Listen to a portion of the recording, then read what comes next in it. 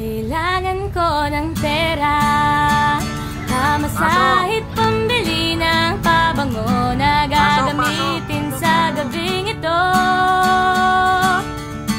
Bilan mo ako ng salamin, pangtingin sa'kin nagbabalak na skin. Sapagkat ngayong gabi, ako ang reyna ng Quezon City.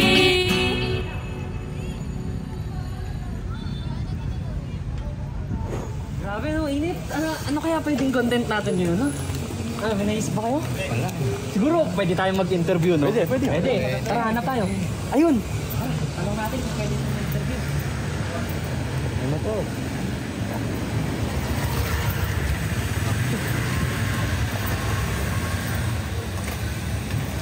Magandang hapon po. Miss, pwede ka po bang masama sa interview namin for content purposes? Opo. Pwede daw, pwede. Goods. Tara, set up.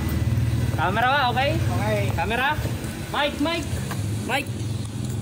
So, what's up mga viewers? It's me, your boy Chris. It's your boy Chris. So, it's your boy Chris and kasama ko ngayon si Faith, Sofia, Apple po. Miss Apple. So, Miss Apple, for the sake of content, meron lang kami mga itatanong sa'yo at huwag ka sana mapipigan or huwag mo kakagalitan dito ha. So, first question natin is, may boyfriend na ba si Miss Apple? May boyfriend ba si Miss Faith? May boyfriend na ba si Miss Faith? Wala po.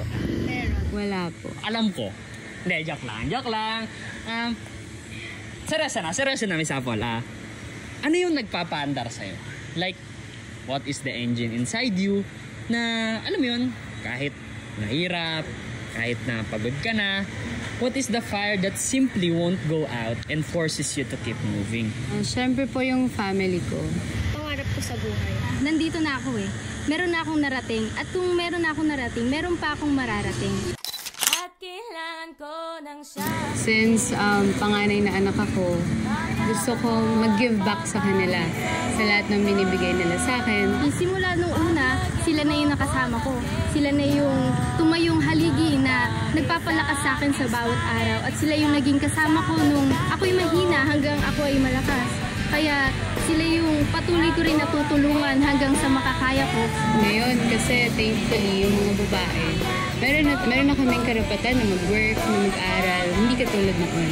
Kaya ngayon, gusto ko rin na mag-give back sa family ko sa lahat ng binigay nila sa akin, sa pagpapaaral nila sa akin. Pinapangarap ko nga na balang araw na makapag-travel kami magkakasama sa iba't ibang mga lugar. At pangalawa, siguro yung mga pangarap ko na magkaroon ng stable na pamilya. Gusto ko na in the near future, mabigay ko yung buhay na gusto ko na stable, ma-provide ko yung mga bagay na gusto ko, mapuntahan ko yung mga lugar na gusto ko. And hindi ako mangangamba na kung paano ako makakasurvive dun sa akin. Una dito yung siguro maging isang pinakasikat na photographer, diba? Sa buong mundo. Maaaring sa panahon ngayon na maging imposible siya sa paningin ng iba, ngunit para sa akin, alam ko na magagawa ko to balang araw. Kahit na mahirap, kahit maraming problema, sinisikap ko na bumangon and magpatuloy sa buhay.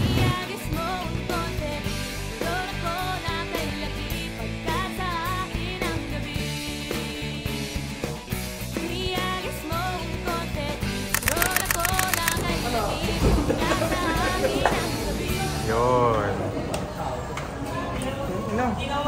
May siri ba?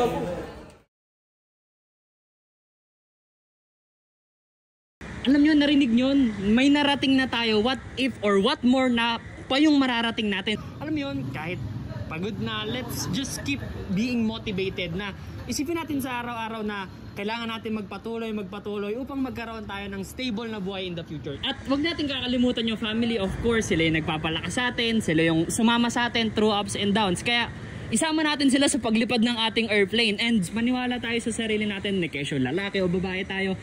We must have equality dahil sa mundong ito na lahat tayo ay pantay-pantay, lahat tayo ay may karapatan, dapat maniwala tayo sa kung ano dapat nating marating. And that's all. Thank you Miss Apple, thank you viewers, and see you all to our next content. Bye-bye! Iagis mo ang confetti, korona ko na kay laki, pagkat sa akin ang gabi.